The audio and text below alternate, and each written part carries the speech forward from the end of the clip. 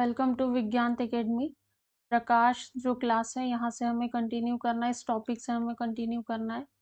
आप लोग please session को लाइक करके अपने फ्रेंड से शेयर कीजिए, चैनल को सब्सक्राइब कर लीजिए और आपके जो भी सुझाव है उनका स्वागत है। कमेंट बॉक्स में आप सुझाव बताइए, क्लास आपको समझ में आ रही है या नहीं आ रही है और इसमें किस तरह का सुधार करना है। और हमारी स्पीडी करंट अफेयर की क्लासेस चल रही है, उसको प्लीज़ आप देखिए। एमपीपीएससी प्रीलिम्स 2025 के लिए, साथ ही एनटीपीसी, आरआरबी के जो भी एग्जामिनेशन अभी होने वाले, हर किसी परीक्षा के लिए स्पीडी करंट अफेयर बिल्कुल हर एक बच्चा पढ़ के जाता है, तो ट्रिक से सारी चीज़ें उसी पे याद करवाई जा रही है। यहाँ पर हम प्रकाश से कंटिन्यू करते हैं। तो प्रकाश क्या है? प्रकाश एक प्रकार की ऊर्जा है जो विद्युत चुंबकीय तरंगों के रूप में संचारित होती है। इसका ज्ञान हमें आंखों द्वारा प्राप्त होता है और इसकी तरंग दैर्घ्य कितनी होती है?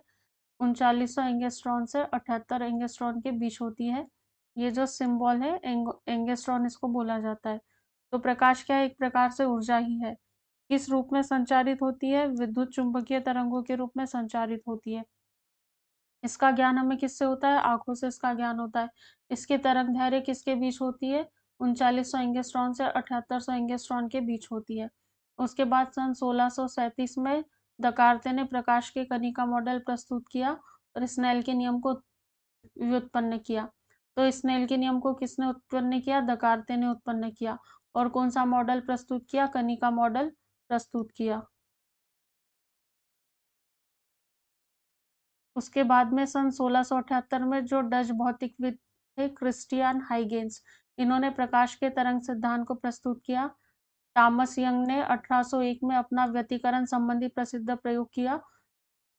तब यह निश्चित रूप से प्रमाणित हो गया कि प्रकाश की वास्तव में प्रकाश की प्रकृति तरंगवत है। सन 1850 में फूको द्वारा किए गए प्रयोग द्वारा यह दर्शाया गया कि जल में प्रकाश की चाल वायु में प्रकाश की चाल से कम है।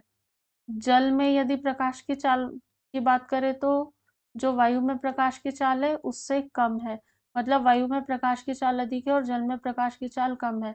इस प्रकार तरंग मॉडल की प्रागुक्ति की पुष्टि हो गई है। Prediction of the wave model.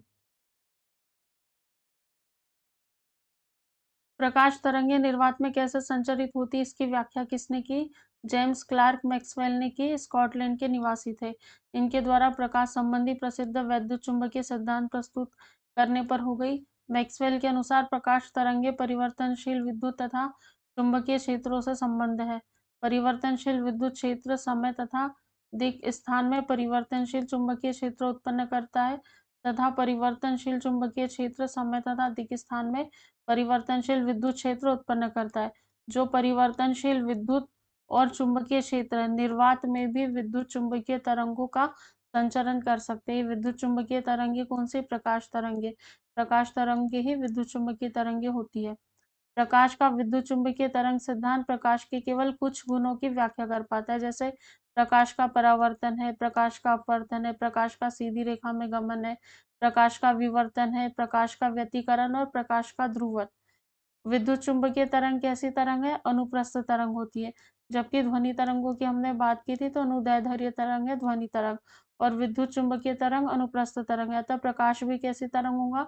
अनुप्रस्थ तरंग, क्योंकि प्रकाश ही विद्युत चुंबकीय तरंग है। प्रकाश का ध्रुवण सिद्ध करता है कि प्रकाश तरंगें अनुप्रस्थ होती है। आपसे कभी पूछ लिया जाए तो कौन सा गुण ये सिद्ध करता है कि जो प्रकाश तरंग है अनुप्रस्थ तरंग है? तो जो प्रकाश का ध्रुवण होता है, प्रकाश का ध्रुवण होता है, वो सिद्ध करता है कि प्रकाश तरंगे अनुप्रस्थ तरंगे होती है।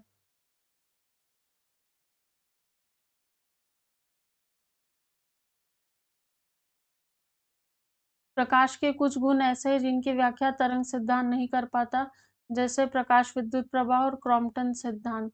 प्रकाश विद्युत प्रवाह और क्रॉम्पटन सिद्धांत की व्याख्या किसने की थी? आइंस्टाइन ने की थी। उसके द्वारा जो प्रतिपादित है प्रकाश के फोटॉन सिद्धांत, उसके द्वारा की गई थी।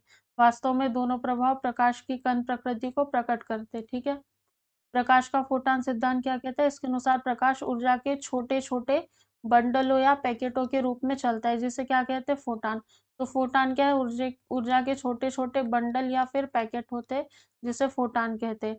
आज प्रकाश को कुछ घटनाओं में तरंग और कुछ में कण माना जाता है। मतलब प्रकाश की कैसी प्रवृत्ति है? प्रकाश की दोहरी प्रवृत्ति, ये लिखा है। इसी को प्रकाश की दोहरी प्रवृत्ति कहते हैं, क्योंकि कुछ में कण है और कुछ में तरंग है। यानी विद्युत चुम्बकीय विकिरण कैसा व्यवहार करती है? द्वैत व्यवहार करती है। प्रकाश विद्युत प्रभाव की बात करें तो जब कोई पदार्थ धातु और अधातु, ठोस, द्रव, गैसें किसी विद्युत चुम्बकीय विकिरण जैसे एक्स-रे है, दृश्य प्रकाश आदि से ऊर्जा शोषित करने के बाद इलेक्ट्रॉन उत्सर्जित करता है, तो प्रकाश विद्युत प्रभाव इसे कहते हैं। इस क्रिया में जो इलेक्ट्रॉन निकलते हैं उसे प्रकाश इलेक्ट्रॉन कहते हैं। सन 1887 में एच हर्ट्ज ने प्रयोग किया था। 1905 में आइंस्टाइन ने प्रकाश विद्युत प्रभाव की व्याख्या की थी। पूछ ले कि आइंस्टाइन ने प्रकाश विद्युत प्रभाव की व्याख्या कब की थी? तो 1950 में की थी। नोट दिया हुआ है, अल्बर्ट आइंस्टाइन को 1921 में प्रकाश विद्युत प्रभाव की व्याख्या के लिए भौतिकी में नोबेल पुरस्कार से सम्मानित किया गया था। किसे? अल्बर्ट आइंस्टाइन को। किस वर्ष? 1921 में। किस प्रभाव, मतलब किस विषय के लिए? तो प्रकाश विद्युत प्रभाव की इन्होंने व्याख्या की थी उसके लिए। किस विषय में नोबेल पुरस्कार दिया था? भौतिकी में नोबेल पुरस्कार दिया था। निर्वात में प्रकाश के वेग की गणना सबसे पहले किसने की थी? रोमर ने। किस वर्ष? 1676 में। वायु और निर्वात में प्रकाश की चाल सबसे अधिक कितनी होती है? 3 गुणित 10 की घात 8 मीटर प्रति सेकंड। वायु में और निर्वात में, इन दोनों में प्रकाश की चाल सबसे अधिक होती है, वायु निर्वात में। प्रकाश की चाल माध्यम के अपवर्तनांक पर निर्भर करता है। जिस माध्यम का अपवर्तनांक जितना अधिक होता है उसमें प्रकाश की चाल उतनी ही कम होती है। मतलब इसका व्युत्क्रमानुपाती का संबंध रहेगा। अपवर्तनांक अधिक होगा, प्रकाश की चाल उतनी ही कम होगी। यहाँ माइक देखना पड़ेगा ये क्या है, माध्यम में प्रकाश की चाल है और सी निर्वात में प्रकाश की चाल है। नोट दिया हुआ है, हवा में प्रकाश की चाल दाब, ताप और घनत्व से स्वतंत्र होती है। हवा में यदि प्रकाश चल रहा है तो उस वायु के दाब पर, ताप पर और घनत्व से इस प्रकाश का कोई लेना देना नहीं होता है, उससे प्रकाश की चाल जो है स्वतंत्र होती है। प्रकाश को सूर्य से पृथ्वी तक आने में औसतन कितना समय लगता है? 8 मिनट 16.6 सेकंड का। चंद्रमा से परावर्तित प्रकाश को पृथ्वी तक आने में कितना समय लगता है? 1.28 सेकंड का।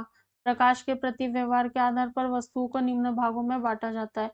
प्रदीप्त वस्तुएं, अप्रदीप्त वस्तुएं, पारदर्शक और अर्धपारदर्शक वस्तुएं। प्रदीप्त वस्तुएं मतलब वे वस्तुएं जो स्वयं के प्रकाश से प्रकाशित होती है, जैसे सूर्य है, विद्युत बल्ब है। अप्रदीप्त वस्तुएं वे वस्तुएं जिनका अपना स्वयं का प्रकाश नहीं होता, लेकिन क्या है, उन पर यदि प्रकाश डाले तो दिखाई देगी, जैसे मेज है, कुर्सी है। पारदर्शक वस्तुएं वे वस्तुएं जिनसे होकर प्रकाश की किरणें निकल जाती, उन्हें पारदर्शक, जैसे कांच है और जल है, ये पारदर्शक वस्तु है। उसके बाद में अपारदर्शक वस्तुएं, कुछ वस्तुएं ऐसी होती हैं जिन पर प्रकाश की किरणें पड़ने से उनका कुछ भाग तो अवशोषित हो जाता है और कुछ भाग बाहर निकल जाता है। ऐसी वस्तुओं को क्या कहते हैं? अर्धपारदर्शक वस्तुएं कहते हैं। जैसे तेल लगा हुआ कागज, ये अर्धपारदर्शक वस्तुओं के एग्जाम्पल है। एक और एग्जाम्पल है अपारदर्शक वस्तुएं, मतलब ये वे वस्तुएं होती है जिनसे होकर प्रकाश की किरणें बाहर नहीं निकल पाती। एग्जाम्पल है धातु। प्रकाश का विवर्तन क्या है? प्रकाश को बहुत छोटे अवरोधों के किनारों पर थोड़ा मुड़कर उसकी छाया में प्रवेश करने की घटना को विवर्तन कहते हैं। इस घटना की खोज किसने की थी? फ्रॉनहोफर ने की थी। प्रकाश का विवर्तन अवरोध के किनारों, अवरोध के आकार पर निर्भर करता है। कभी पूछ ले कि प्रकाश का विवर्तन जो भी अवरोध है जिसके किनारों से वो टकराकर जाता है या मुड़कर जाता है, तो उसके आकार पर निर्भर करता है क्या? बिल्कुल करता है। नोट दिया हुआ है, प्रकाश के विवर्तन के लिए 10 की घात ऋण 7 मीटर का अवरोध होना चाहिए, जो सामान्य जीवन में संभव नहीं है। इसी कारण हम विवर्तन की घटना को देख नहीं पाते, परंतु दूरदर्शी में तारों के प्रतिबिंब तीक्ष्ण बिंदुओं की तरह न बनकर अस्पष्ट धब्बों की तरह बनता है, जिसका कारण विवर्तन है। यहाँ से एक प्रश्न बिल्कुल बन सकता है कि प्रकाश की किस घटना को हम दैनिक जीवन में आमतौर पर नहीं देख पाते, तो प्रकाश का विवर्तन रहेगा। उसका कारण क्या है? उसका कारण क्या ये है कि प्रकाश का विवर्तन होने के लिए 10 की घात ऋण 7 मीटर का अवरोध होना चाहिए और सामान्य जीवन में ये संभव नहीं है, इसीलिए इस घटना को हम नहीं देख पाते। लेकिन जो तारों का प्रतिबिंब है वो अस्पष्ट धब्बों की तरह बनता है, विवर्तन के कारण ही बनता है और तीक्ष्ण बिंदुओं की तरह न रहकर अस्पष्ट धब्बों की तरह उसका हमें प्रतिबिंब दिखाई देता है। प्रकाश के प्रकीर्णन की बात करें तो जब प्रकाश किसी ऐसे माध्यम से गुजरता है जिसमें धूल और अन्य पदार्थों के अत्यंत सूक्ष्म कण होते, तो इनके द्वारा प्रकाश सभी दिशाओं में प्रसारित हो जाता है। इस घटना को क्या कहते हैं? प्रकाश का प्रकीर्णन कहते हैं। रेले ने क्या कहा था? रेले के अनुसार प्रकाश के जिस रंग का तरंगदैर्घ्य अधिक होता है, उसका प्रकीर्णन कम होता है। जैसे लाल रंग की आप बात करें तो उसकी तरंगदैर्घ्य सबसे अधिक होती है, इसीलिए उसका प्रकीर्णन कम होता है, मतलब वो कम फैलता है, तो दूर से ही रेड सिग्नल हम पहचान सकते हैं। अतः बैंगनी रंग के प्रकाश का प्रकीर्णन सबसे अधिक होता है और लाल रंग के प्रकाश का प्रकीर्णन सबसे कम, क्योंकि बैंगनी रंग का तरंगदैर्घ्य सबसे कम है, जबकि लाल रंग की जो तरंगदैर्घ्य है सबसे अधिक होती है। आकाश का रंग नीला होना, सूर्योदय और सूर्यास्त के समय सूर्य का जो रंग है लाल दिखाई देना, समुद्र का जल नीला दिखाई देना, चंद्रमा से अंतरिक्ष को देखने पर काला दिखाई देना, टिंडल प्रभाव प्रकाश के प्रकीर्णन के कारण ही होता है। ये सारी घटनाएं प्रकाश के प्रकीर्णन के कारण होती है, ठीक। जबकि प्रकाश के अपवर्तन के लिए 10 की घात ऋण 7 मीटर का जो अवरोध के किनारे होने चाहिए, जो कि सामान्य जीवन पे असंभव बताया है, इसलिए अपवर्तन की घटना हमें देखने को नहीं मिलती। उपरोक्त सभी घटनाएं प्रकाश के प्रकीर्णन की है। प्रश्न पूछा जा सकता है कि घटना प्रकाश के किस गुण को प्रदर्शित करती है? प्रकाश के प्रकीर्णन पर उत्कृष्ट कार्य करने के लिए डॉक्टर सीवी रमन को 1930 में नोबेल प्राइज दिया था और उनका आविष्कार उनके नाम पर ही रमन प्रभाव के नाम से जाना जाता है। इसकी खोज कब हुई थी? 28 फरवरी 1928 को। यहाँ नोट दिया हुआ है, 28 फरवरी 1928 को सर सीवी रमन ने रमन प्रभाव की खोज की थी। तभी से 28 फरवरी को भारत में विज्ञान दिवस मनाया जाता है, मतलब 1928 में इन्होंने खोज की थी, तब से विज्ञान दिवस मनाने की शुरुआत हुई है। रमन प्रभाव फोटान कणों के लचीले वितरण के बारे में। इसके अनुसार प्रकाश की प्रकृति और स्वभाव में तब परिवर्तन होता है जब किसी पारदर्शी माध्यम, ठोस, द्रव, गैस कोई भी से निकलता है। ये घटना तब घटती है जब माध्यम के अणु प्रकाश ऊर्जा के कणों को फैला देती है, यानी रमन प्रभाव में ठोस पदार्थों, तरल पदार्थों या गैसों के अणुओं द्वारा प्रकाश का प्रकीर्णन शामिल है। रमन प्रभाव में जो आपतित प्रकाश की तरंगदैर्घ्य है, उसके निकट अतिरिक्त वर्णक्रमीय रेखाओं का प्रकट होना शामिल है। प्रकीर्णित प्रकाश में रमन रेखाएं मूल तरंगदैर्घ्य वाली प्रकाश से कमजोर होती है, यानी जब कोई एकवर्णी प्रकाश द्रवों तथा ठोसों से होकर गुजरता है तो उसमें आपतित प्रकाश के साथ अत्यल्प तीव्रता का कुछ अन्य वर्णों का प्रकाश देखने में मिलता है। विज्ञान के क्षेत्र में अमूल्य योगदान देने के लिए सीवी रमन को 1954 में भारत रत्न दिया गया था। सीवी रमन सर को भारत रत्न किस वर्ष दिया गया था? तो 1954 में। ये वर्ष आपसे पूछा जा सकता है। 1954 में दिया गया था। जबकि इन्होंने रमन प्रभाव उन्हीं के नाम पर जो खोज की थी वो कब की थी? 1928 में की थी।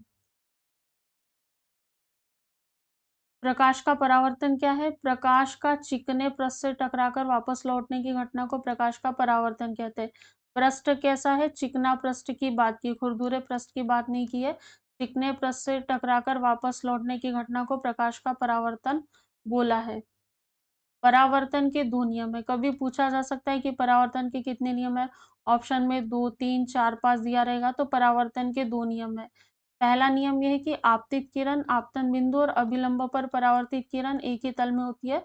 इसका डायग्राम कुछ इस तरीके से बनता है। ये आपतित किरण है, ये परावर्तित किरण है और ये जो आपतन बिंदु है इस पर जो अभिलंब है, ये तीनों एक ही तल में स्थित होते हैं। ये पहला नियम है। और दूसरा, आपतन कोण परावर्तन कोण के बराबर होता है। जितने कोण से आपतित हुआ है उतना ही परावर्तित कोण होता है। प्रकाशीय गेज परावर्तन के सिद्धांत पर काम करता है। एग्जाम्पल भी है और एक तरीके से आपका प्रश्न भी है। सीधे सीधे यदि आपसे पूछ ले कि जो प्रकाशीय गेज है किस सिद्धांत पर काम करता है, तो प्रकाशीय गेज परावर्तन के सिद्धांत पर कार्य करता है। चांदी प्रकाश का सबसे अच्छा परावर्तक है। जो चांदी है प्रकाश का सबसे अच्छा परावर्तक है, इसीलिए दर्पणों पर चांदी की कलाई की जाती है, जिसे सिल्वर नाइट्रेट कहते हैं, AgNO3। दर्पणों पर किसकी कलाई की जाती है? चांदी की, सिल्वर नाइट्रेट, AgNO3।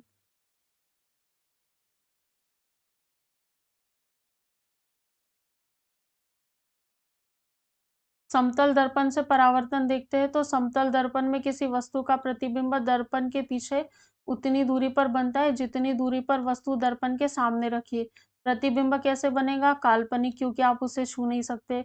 वस्तु के बराबर ही बनेगा और पार्श्व उल्टा दिखाई देता है, लेटरल इन्वर्स दिखाई देता है। यदि कोई वस्तु v चाल से दर्पण की ओर चलता है तो उसे दर्पण में अपना प्रतिबिंब 2v चाल से अपनी ओर आता हुआ प्रतीत होगा। यदि आपतित किरण को नियत रखते हुए दर्पण को थीटा डिग्री कोण से घुमा लिया जाए तो परावर्तित किरण 2 थीटा डिग्री से घूम जाती है। समतल दर्पण में वस्तु का पूर्ण प्रतिबिंब देखने के लिए दर्पण की लंबाई और वस्तु की लंबाई को कम से कम आधी होनी चाहिए। यदि दो समतल दर्पण थीटा कोण पर झुके हो तो उनके बीच रखी वस्तु के प्रतिबिंबों की संख्या की गणना निम्न प्रकार से की जा सकती है। अलग अलग सिचुएशंस दी है, इसको उतना याद रखने की आवश्यकता नहीं है। अगला बिंदु है जो पेरिस्कोप है में दो समतल दर्पण होते हैं जो 45 डिग्री पर होते हैं। आपसे पूछ लिया जाएगा पेरिस्कोप में कौन से दर्पण होते हैं तो समतल दर्पण होते हैं। कितने होते हैं तो 2 होते हैं। कितने कोण पर होते हैं तो 45 डिग्री के कोण पर होते हैं। उसके बाद में गोलीय दर्पण से परावर्तन की बात करें तो 2 प्रकार के होते हैं गोलीय दर्पण, एक अवतल और दूसरा उत्तल। अवतल दर्पण का उपयोग कहाँ करते हैं? प्रश्न बनेगा सीधे से। बड़ी फोकस वाली दूरी का अवतल दर्पण दाढ़ी बनाने में यूज करते हैं। आंख, कान और जो नाक और दांत के डॉक्टर है उनके द्वारा उपयोग में लाया जाने वाला दर्पण है। गाड़ी के हेडलाइट और सर्च लाइट में अवतल दर्पण, सोलर कुकर में अवतल दर्पण, सोलर प्लेट में अवतल दर्पण, लेजर लाइट में, परावर्तक दूरबीन में इसमें अवतल दर्पण का यूज किया जाता है। ये जो अवतल दर्पण से बने प्रतिबिंब की स्थिति और प्रकृति है, इसके अलग अलग इमेजेस है, ये मैं ग्रुप में शेयर कर दूंगी। तो यहाँ पे क्या है, रटने से कोई मतलब नहीं, क्योंकि जब तक आप उस चित्र को नहीं समझोगे आपको समझ में नहीं आएगा कि चित्र कहाँ बन रहा है, आभासी बन रहा है या वास्तविक बन रहा है, काल्पनिक अनंत पर बन रहा है या कितनी दूरी पर बन रहा है। ठीक है। उत्तल दर्पण से जो बने प्रतिबिंब है तो उत्तल दर्पण में प्रत्येक दशा में जो प्रतिबिंब है दर्पण के पीछे बनेगा, उसके ध्रुव और फोकस के बीच वस्तु से छोटा, सीधा और आभासी बनेगा। उत्तल दर्पण का उपयोग कहाँ करते हैं? इसका उपयोग गाड़ी में चालक की सीट के पास पीछे के दृश्य देखने के लिए किया जाता है, साइड मिरर के रूप में। गाड़ी में जो साइड मिरर लगा होता है वो कौन सा होता है? उत्तल दर्पण होता है। और सोडियम परावर्तक लैंप के रूप में इसका उपयोग किया जाता है। साइड मिरर के रूप में तो दिन प्रतिदिन इसका उपयोग होता है। जो प्रकाश का अपवर्तन है इसको अगली क्लास में कंटिन्यू करेंगे। प्लीज आप सेशन को लाइक कर दीजिएगा। हमारा प्रीलिम्स का गाइडेंस प्रोग्राम भी चल रहा है। विज्ञान एप्लीकेशन प्ले स्टोर से डाउनलोड करके आप वहां पर एक्सेस ले सकते हैं।